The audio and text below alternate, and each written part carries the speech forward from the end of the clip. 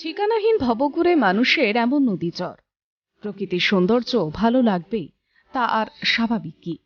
কিন্তু বিপদ বাড়ল তখন, যখন আর ফিরতে পারলেন না।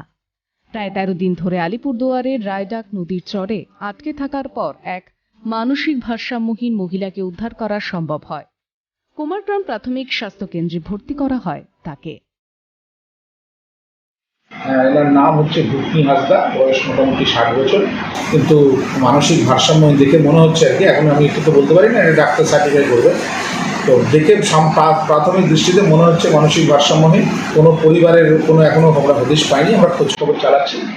ভুটান সীমান্তের কাছে ধুমপাড়ার উত্তর দিকে খরস্রোতা রায়ডাক নদীর মাঝের চরে এক মহিলার চিৎকার শোনা যায়। স্থানীয় মানুষজনই খবর দেয় বিডিওকে। আলিপুরদুয়ারের কুমারগ্রাম ব্লক প্রশাসন, বিপর্যয় মোকাবিলা দপ্তর, পুলিশ ও বন দপ্তরের সহযোগিতায় বেশ কয়েক ঘন্টার প্রচেষ্টায় সেই মহিলাকে উদ্ধার করে। ভূতনি হাঁসদা বলতে পেরেছেন শুধু নিজের নামটুকুই। 13 দিন বেঁচে ছিলেন কাঁচা চাল আর রায়ডাক নদীর জল পান করেই।